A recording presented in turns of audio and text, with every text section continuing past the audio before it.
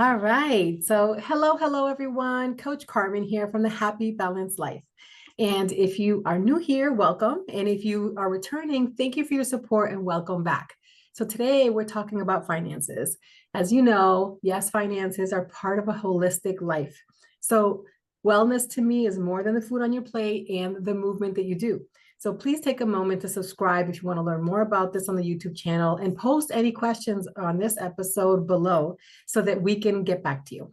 So I'm a coach that supports individuals in identifying what can improve their life or what might be sabotaging their life, whether it's nutrition or movement. It could be career, finances, or spirituality. So today I'm excited to be interviewing Katie Kimball.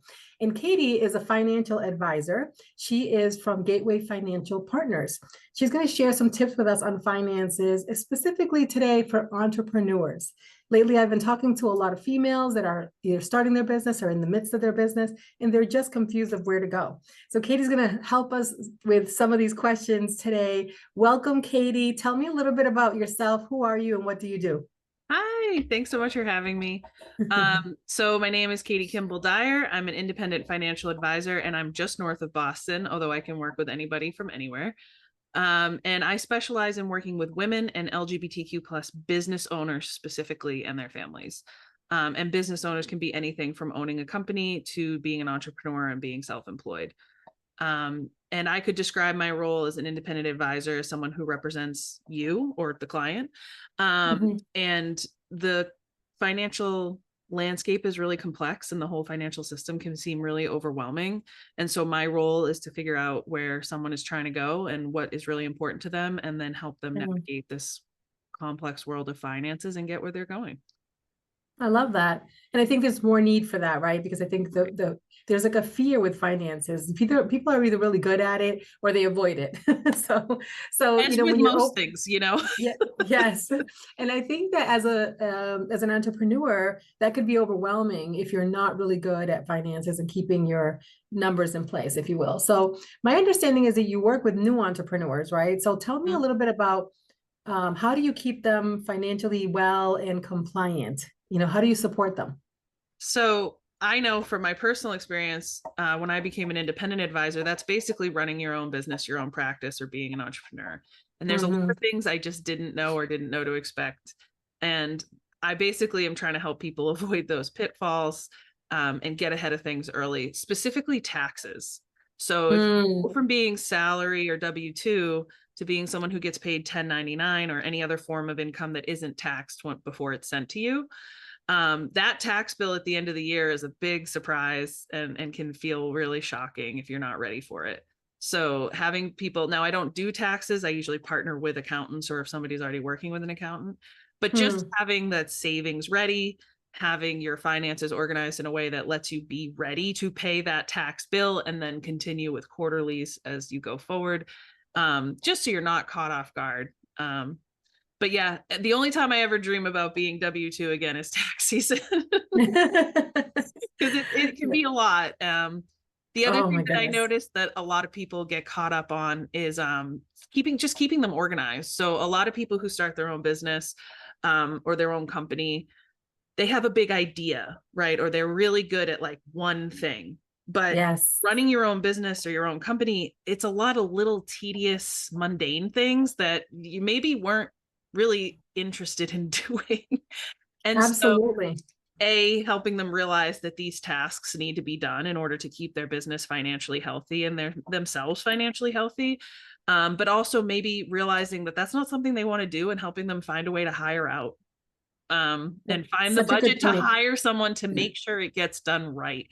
Because there's nothing worse than getting a couple years into it and realizing that you've caused yourself a lot of heartache, that you have to untangle things.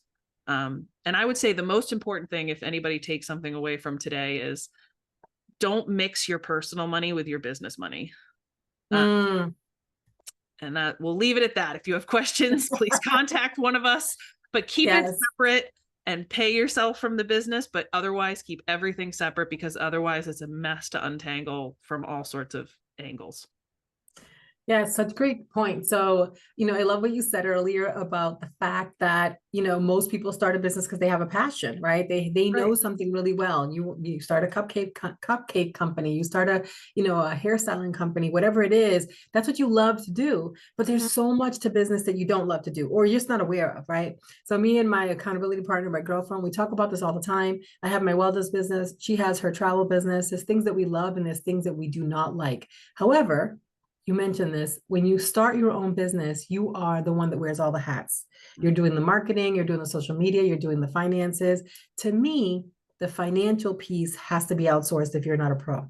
This is just my opinion because, like you said, you have to find the budget for it, right? Because you don't want to be at the end of the year with a bunch of receipts, confused, not knowing how to file or what to do. And it really can be overwhelming. I'm going through that process now. And I literally just signed up for this master class because I want to understand better what I can write off. Like that's another thing too, right? So Mhm. it's one thing to like be organized and know how to file taxes and what are they called? Schedules you have to attach and all Yeah. that great stuff, Schedule right? C. That I'm not aware of. But having an expert do that for you, I think is critical because the social media, you could probably figure out. I think the marketing, you could figure out there's ways to do that, but I just feel really uncomfortable doing that tax piece by myself or not having a professional at least look and give me some guidance on where should I go as an entrepreneur so that I don't mess things up, right? Because it could be kind of Mhm. scary. Oh yeah. And don't get me wrong, somebody else may be like a CPA or something and be feel comfortable with it and they're stuck with something else. The point is, we don't know all the things. And Mhm. some things you're going to have to, I would say, delegate. And I think this is a good one, like financial, unless you're an expert in it, I would not play around with that. I'm not playing with Uncle Sam or my taxes. I want to make sure that I get it right. And I also want to make sure I get the most benefit as a business owner, as an entrepreneur as well. Absolutely, because there's a lot of opportunity as a business owner and entrepreneur that you don't have, and there's also some taxes that you have to pay that you didn't have to pay before. So, and I know enough about taxes to be dangerous, but I am not an accountant. I hire Right, right. an accountant because I also don't want to mess it up. That's an extremely specialized field, and I believe that the people who do it, thank God for them because I Yeah, don't. exactly. It doesn't bring me joy. I can help people plan for it. I can refer people. I Right. know how their investments in different retirement accounts are affected by taxes, but I do not file taxes. I let the experts do that because that is a whole ball of wax. But there's a lot of things that are like that. I have a 15-minute rule, and I would recommend this to any entrepreneur actually.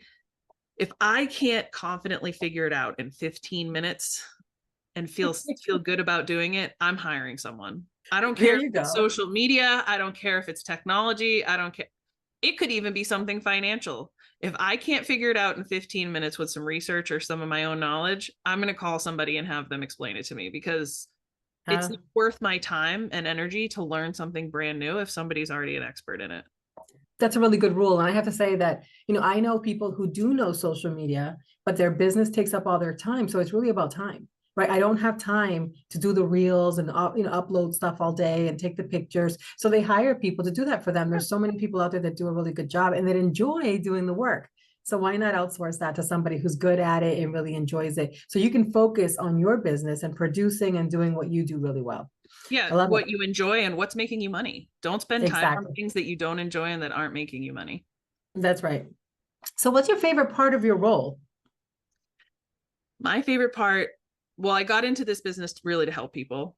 I feel like this information is not readily available. It's not taught to us in school anywhere, and it really drives me crazy. So I really love teaching. I really love spreading this Mm. information as much as I can. And I really, really love helping people and really watching people become more confident as they learn is really exciting. And then celebrating when they reach their goal. I mean, my That's favorite awesome. thing is when somebody pays off a debt or buys the house or gets just anything that they were really striving for that we were organizing and planning for. I just love that moment. It's rewarding every single time.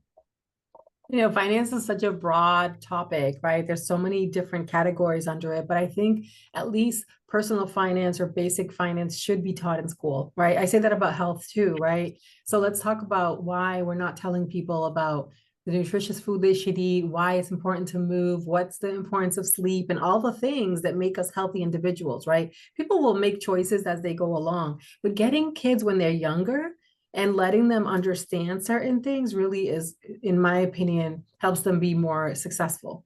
So, I read a stat recently, which kind of blew my mind. It said that only 48% of women are confident about their finances. Like Mm-hmm. that's wild to me. Like less than half of the women that I know are confident about their finances. I kind of know this because I'm a financial coach as well, and I do help some women with like budgets and savings and debt, getting out of debt. But Mm-hmm. that means there's a low percent of people that really got it together. But even worse, only 28% feel empowered to act when they do know something.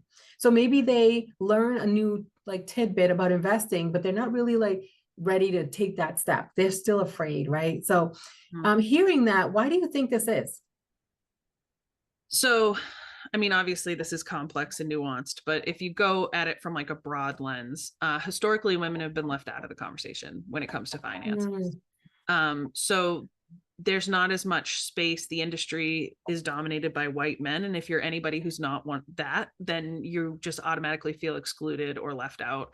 mm, So that is one of the reasons why it's so important to have women in finance and other people in finance, because then someone can see someone they recognize and work with them, hopefully, to become more confident in finance. But I think the other thing is, again, broadly speaking, women have a different risk tolerance than men. So men don't need as much information to take action. Women kind of need to know all the things. And you can actually see this in the stats about job applications. Women yes, women won't apply if they feel like they don't check off 9 out of 10 things. If a guy can check off 3 of those 10 things, he'll apply. So, that's and right. that's just, again, broadly speaking, but it's a risk tolerance, and it's a need for security. Women often have a lot more responsibility in terms of taking care of the family and maybe parents. And so they're more concerned with, if I make this choice with the money and I'm wrong, I'm hurting more people than just myself. So they tend Yeah. to be left out of the conversation, so they don't even feel like they have access to it and feel like they can be confident in learning. They don't have the access to learn. And then because Yeah. they don't know it and they don't know enough, they're not going to take action because they don't want to make the wrong choice and make a Right. bad action with their money, just because they're coming from more of a place with a need for security. Most women I know, once they have the information, they make great financial choices. It's just they need Yes. the information to be able to make those choices. Right. It's like we have to, this is why I love these conversations, right? Because we have an opportunity to support women Yeah, who absolutely. really just need to know like the basics and or the steps or the resources that are out there for them to help support them. And if you think about it, it's scary enough to be, or I should say, it's difficult to be courageous in this world to start your own business, right? You have this Yes. idea and you're Yeah. like, I want to do this thing. I really want to do this thing. And you finally get the nerve to do it. And now you're sort of feeling boxed into like, I didn't have all the answers. I just wanted to bake the cupcakes. I didn't want to have to deal with this other stuff, right? Right. And so that's where a lot of women give up. And I think these conversations are important because what we're basically saying is, hey, there's resources out there for you. You are not alone, right? I want you to learn the things that are going to help you be successful and or hire someone or outsource that piece of your business because it's important enough for you to have your business in place without you worrying about that, right? So love the conversation. Wish more people would get engaged when it comes to financial knowledge and financial freedom and where, how you can work with your money, right? What can Right. you do with your money? So the other thing that was interesting is that the top financial regret, okay, is either not saving money or not investing sooner. And I will speak for myself. Like I was lucky enough to be raised by hardworking parents who, explained to me like the importance of having your own home and saving money and working hard, but nothing about investing. Now, my kids are grown adults and they're investing plenty and they've taught me a lot of things. I've also met with, financial advisors and learned my own thing about investing. But it's so empowering once you have the knowledge to make those choices for yourself, for, future generations and to teach your grandkids or your family, how they could be more successful. What would you say? What do you think is why is this experience happening to women? Why do you think that what keeps them from saving money and investing? I think one of the things that keep them from either saving or investing sooner, one of the big things is access to capital, and capital being money. Hmm. Historically, and I believe it's still true, women make less than men, just, Hmm. dollar for dollar. Right. There's less to work with to begin with. So if you don't have as much, to save or invest. Also, it's been hard for women to get approved for business loans or venture capital money when they do start their own business. So from the investing in your business side of it, the entrepreneurial side, it's very Hmm. hard for women to get venture capital money and get approved for things like that. So they often have to fund their businesses in other ways, and usually it's out of their own pocket. Right. Um, and then the other side of it, outside of it, just women in general, I think it's because they put a lot of people's needs before their own. Yes. I And I was think, waiting for you to say that. I was going to yeah. jump in because I was going to say, I think there's two pieces that are missing of the puzzle. If we are real, right? Yep. I think women put other people first. I also think that women mismanage money. This is something that, and not, I would say they misprioritize it. yeah. So it's not that they are, I think they don't, because they're not taught from a Mhm. younger age the importance of investing and saving and, all the analytical things that you need to know. I think that they tend to just be excited to have the money, support their family, take care of others, Yep. and then they don't take those steps to like set themselves up for the future or like work on something that they're going to have to show, whether it's investing, stocks, real estate, or their business, right? Right. And also because they're so worried about they're usually sandwiched in between caring for kids and their own family and their parents or other family members that they feel responsible for taking care of. So a lot of times, and this happens also with I like first generation success, like the first Mhm. generation to come into any amount of money that's more than you need to survive. This happens a lot where they feel responsible for their other family members. And so they don't Yes. have that same growth as someone who didn't have those situations. So I would say it's not selfish to take care of yourself first or to invest in yourself, especially your retirement. You cannot make up the time it takes for retirement. The best thing you can do is start early or today, because You touched on you just something, can't make up for the Katie, time. right? No, you touched on something that reminded me that culturally, a lot of cultures, I'll speak for my own and some of my friends, we are taught to take care of our families. So that Mhm. goes first. So you could be one of five kids. And if one of your siblings is struggling, you're going to help them out. Or Yep. your parents need help, you're going to support Mhm. them. Or you are coming here from a different country and you want to support your family back home, that's what you do. That's priority. And that's love of family. And there's nothing to knock on that. But I do feel like I've met women who literally have worked a full career, made really good money, made smart choices, but really haven't been able to get out of their own way because they're so busy supporting everybody else, right? So I think there's a balance to that. You never want to lose that love of family, that support for your family, but I also feel like it shouldn't be to your detriment. Right. And the analogy I really like, and I think you'll like too, because you travel a lot, and I think a lot of Yeah. your followers do too, is when you're flying and they do the safety brief, when they talk about the air mask, the oxygen mask coming down, if you have someone with you that you need to help, it's usually a kid. What do they say about helping the child with the oxygen mask? Yeah, you got to put your mask on first before you You can have help to put them. yours on first. Why? Yeah. Because you might pass out while trying to help the kid put on their mask because you didn't put yours on. So put yours on first before helping others. Right. And the same thing is true for your finances and for your health.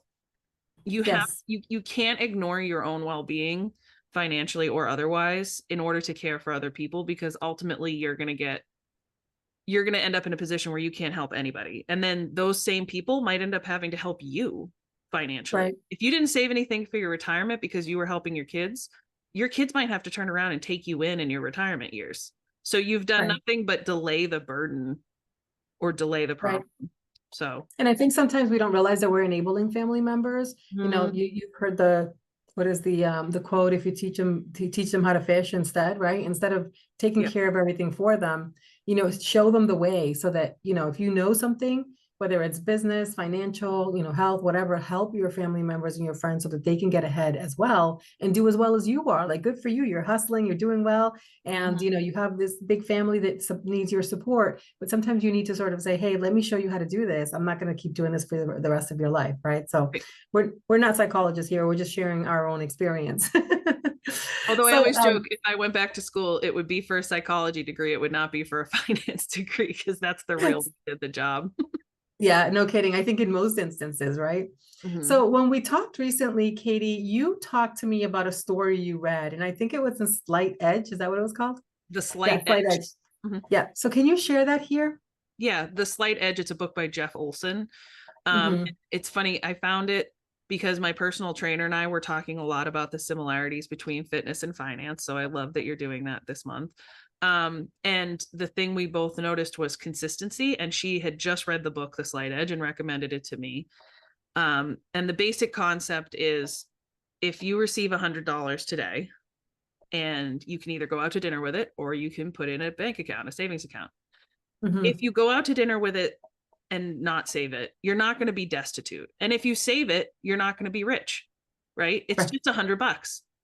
But if you do that every time you come into $100, then it's going to matter. So the consistency is more important. Just like with going to the gym. If you skip the gym tonight, you're not going to turn into a puddle. And if you go to the gym tonight, you're not going to meet all your fitness goals tonight. Right. So Right. it's, yes, in that moment, it can seem so inconsequential, but the repeated decision is what really makes the difference. And the graph is really interesting. And I know this isn't a great forum for that, but basically the two decisions start almost in a flat parallel line Mhm. over time. And then all Sure. of a sudden they balloon out really wide. And it's like, and between the success and the not meeting your goals. And it's because all of a sudden the consistency builds up. So with money, this would be the magic of it's not magic, the mathematics of compounding interest. Yes. All of a sudden you have enough money in there where the compounding interest kicks in a big way, and all of a sudden it's really building up faster than if you had just been putting the money away yourself. Oh Same my thing God, Katie, with fitness, which I'm do sure you you know. mind talking? Yeah, do you Yeah. mind talking about compound interest? Just because Yeah. believe it or not, I didn't learn this until a lot later in my life. I was talking to my boss, and he said to me, we were talking about accounts. He was really instrumental in helping me understand, like, there's other ways to um, invest your money, right? And so we were talking about compound interest in my grandson's account and stuff like that. And he explained it, pretty quickly to me, but he gave me some resources to go look at so that I could understand it better. Can you talk to the audience a little bit about what compound interest is? Because if you don't have the details, you should definitely do some research on this so that you can, improve your financial status. Yeah, absolutely. So compound interest really simply is, your money makes money, right? And then Mhm. that amount is then credited a percentage again. So let's keep using the $100 just because it's easy math. These are not real numbers. That's just easy for an example. But let's say you put $100 in. After a couple of years, of returns, you now have $200. You didn't add any money. You just have $200. The next time you get credited any sort of interest or your account grows, it's not your original $100 that's being credited. It's the whole 200.